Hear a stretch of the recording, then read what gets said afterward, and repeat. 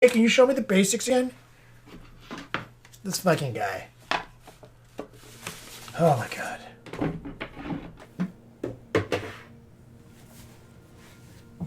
This fucking guy.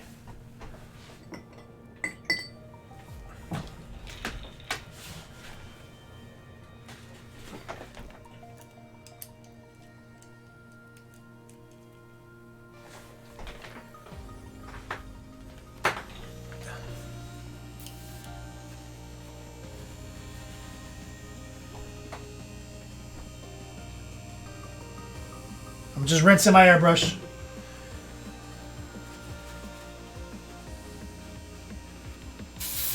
So the airbrush sits in simple green solution 24 hours a day. That's basics for me.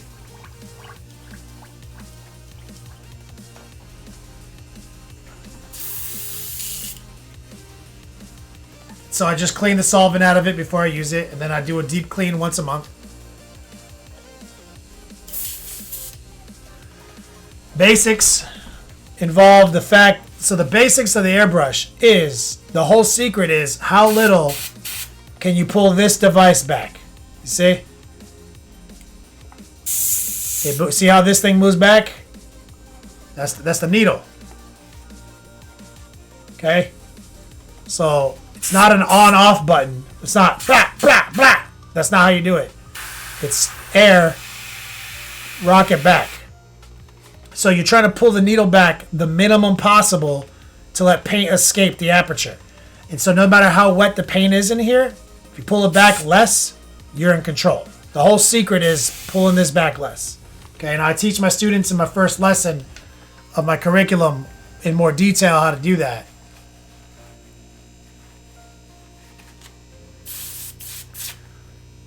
So, but when it comes to using this tool for miniatures, we still have to acknowledge that it's going to save us time, but if you bought it to save time, you're always going to be limited.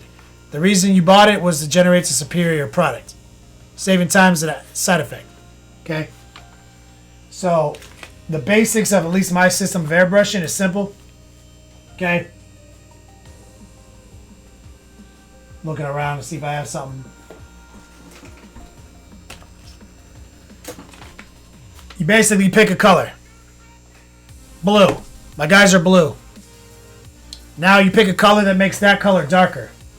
I'm going to go on a limb here and say that almost anything will make it darker. But hey, there's a color called dark blue, son. Now pick out a color that makes it brighter. It's a triad, right? This is your mid-tone, you're bright, you're dark. All of it's that way. So you said blue, this is your spectrum. War pigment is a heavy or light trigger, easier to control. It's all the same, dude. Human dexterity. Pull the trigger back less. Practice. I've got some other tips and tricks in my lesson plan, but it's all the same. So what we're going to do is we're going to start with a base coat. Okay, now the base coat is absolutely your heaviest paint state.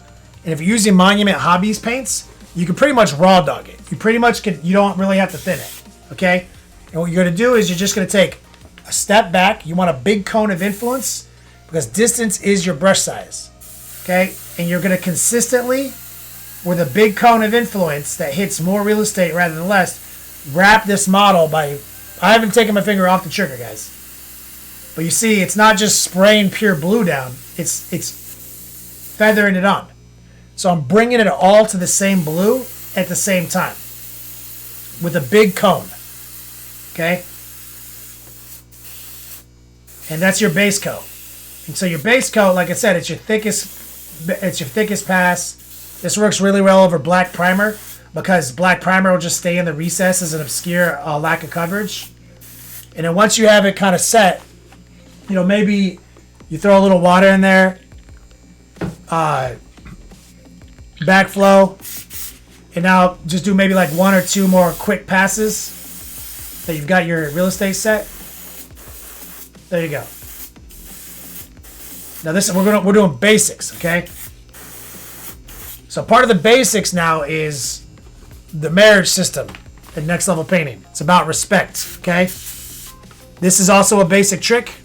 If you ever have a clog, if you pull the needle out, jam your thumb on the trigger a few times while you're toilet snaking it, you'll push the clog out. Okay?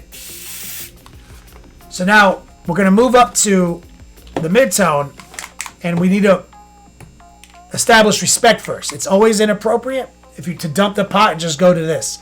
That'll lead to grainy, speckled, not perfect finish. So your objective here is to put some blue in the dark blue. The ratio is, yeah, it's a little brighter. That's the ratio. Okay?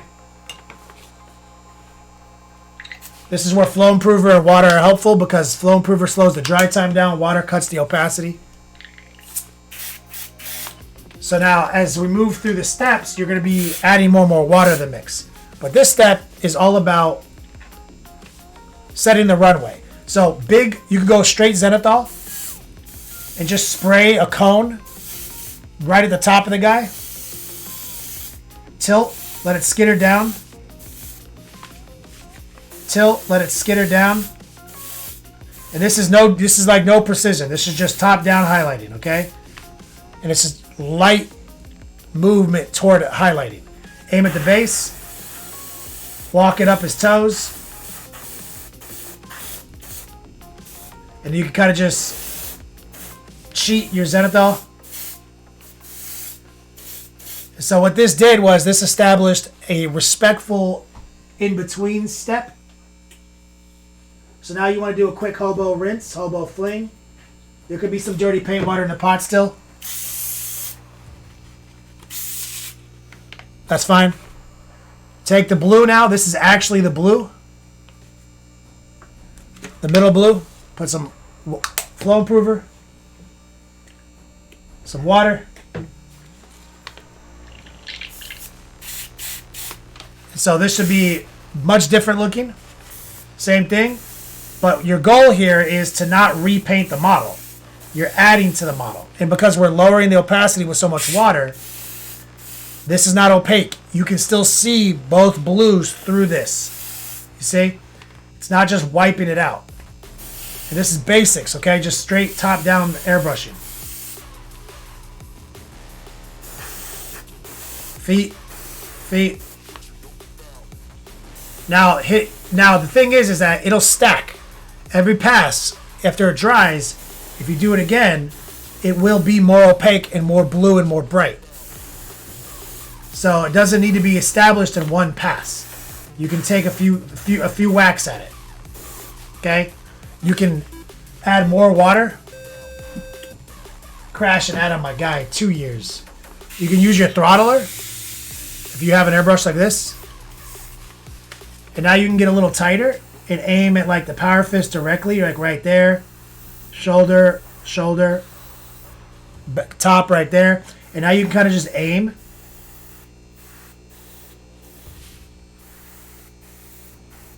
Much easier. Now we go back to the second step. Crash it out, because I like to watch old Next Level Painting YouTube videos before bed, like an owlbear. Oh, like owlbear. Maybe you have a dream last night that you and Duff were watching TV, talking about your LVO experience, while some random dude was being accosted by a drug lord for losing his product. God damn.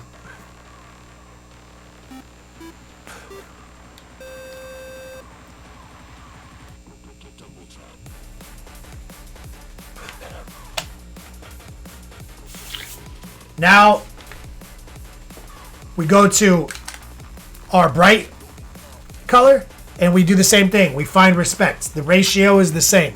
Pour it in there. Yeah, that's a little brighter, but in this case, that's a lot brighter, son. So that's not correct. Put some of the other blue back in and try to stabilize it.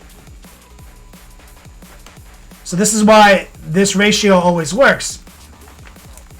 It needs to be just a little brighter. Okay? Opacity is low. Back to the zenithal again. You're not repainting it. You're adding to it. Okay? Let it skitter down.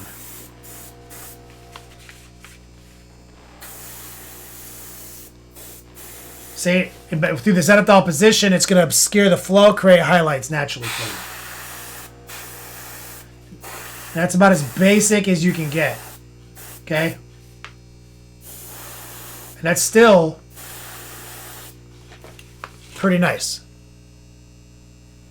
Okay? Now, again, you can use your throttler if you have one. And you can go back in for a second pass to reinforce the highlight and just aim a little easier. Pulling the trigger back minimum.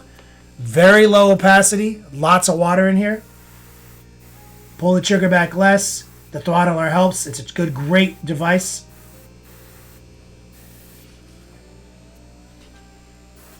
Now, dump the pot again. Okay? You don't always have to go to the final step. You don't always have to take it to the final position. But I got a little dirty paint water in there. Here's the sky blue.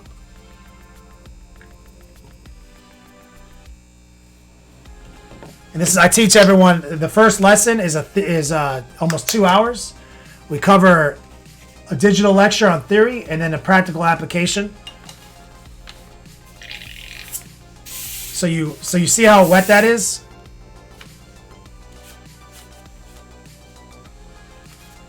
That's what we're talking about. And the way you control wet paint is pull the trigger back less. Okay? Back to the top.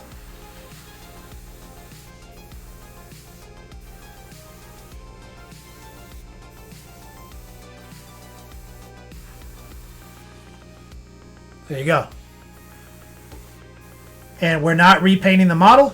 We're just adding to it. See? A mistake beginners make is they end up just repainting the model 3 times. That's what I teach people in the first lesson as well. How not to do that. So within a relatively quick period of time, we have a really dramatic blue model with sick-ass transitions, sexy blues. We didn't have to paint it black and white, grayscale it, glaze it with fucking ink, any of that bullshit. It's done. Next one. Or I'm actually already done with 10 by now. Crashing at him. It was that damn owlbear. You're so ridiculous.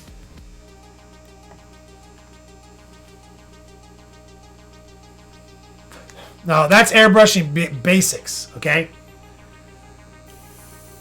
Here's one step further. Okay, this is airbrush glazing, the other question.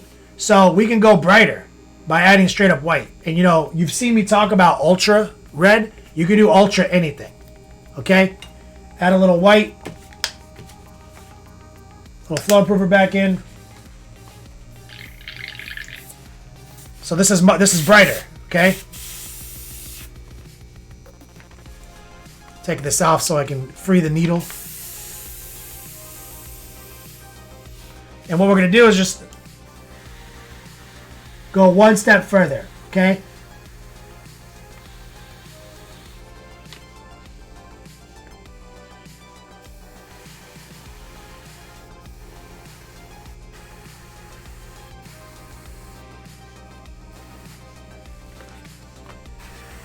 Same exact thing.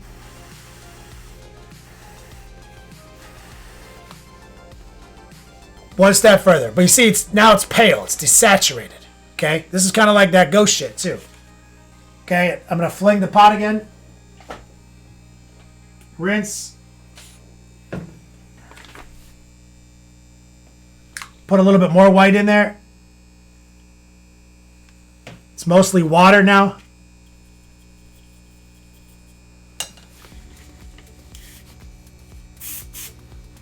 Gonna clean the tip.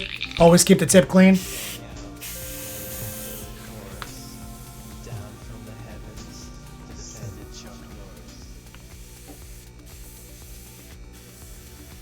And what we're going to do here, Planet, one step further, you see? A little whiter.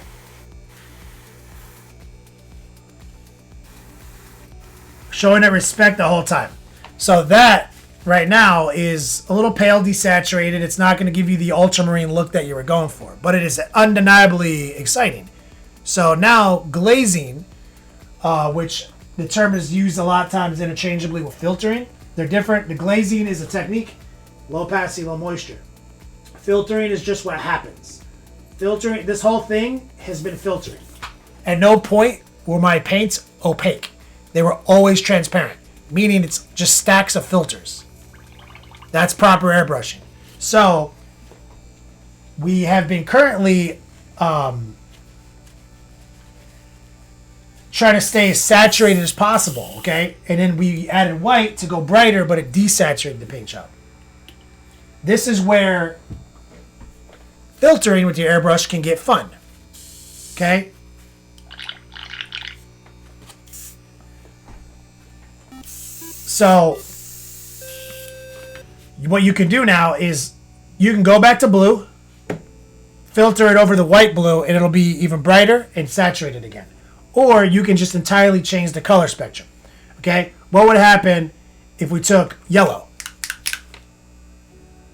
Get a real haircut, my guy. Slap chop, moisture management that Kenny has been preaching forever. Still remember your demo with the little lady made years ago. Oh yeah, that's old school.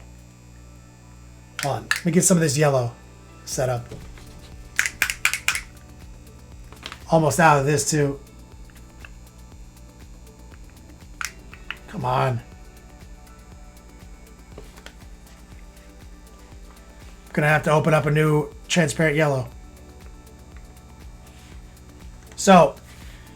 So far we've been pursuing dark to bright. So me putting yellow down now is me going a different hue. It's not about going darker or brighter. So we lowered the opacity substantially. And now what we're gonna do is just filter it. This is glazing, I think, the question that was asked. And so now look what happens.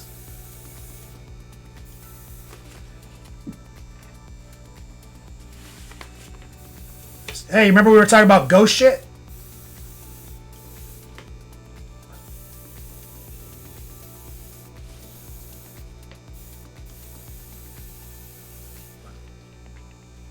So the yellow doesn't have enough power to impact or erase the blue, but it has enough yellow in it to be informed by the blue and start turning green. You see? So that's essentially what glazing or filtering with your airbrush can do for you.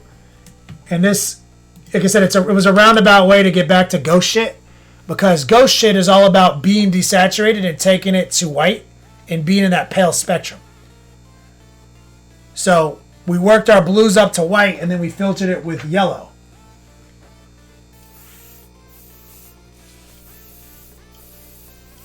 And now we have that kind of lichy, ghostly vibe.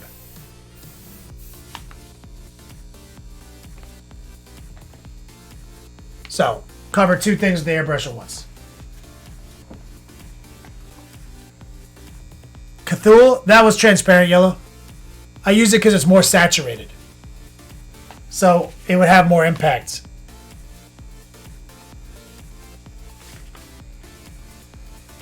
But this is also a better solution. Like if you painted them black and white and then tried to filter a color over them, it's always going to be desaturated trash. We went with blues, complex blues, to a white, and then filtered a yellow over that. So we treated sort of the blues as our grayscale workup. So always look for a color solution when you can. And that takes seconds of work. Honestly, like this, how long did it, I've been explaining what I'm doing the whole time and doing it. How long did that really take?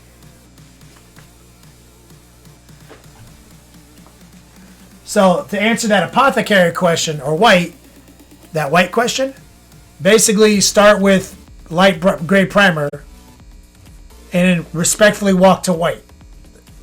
That's it.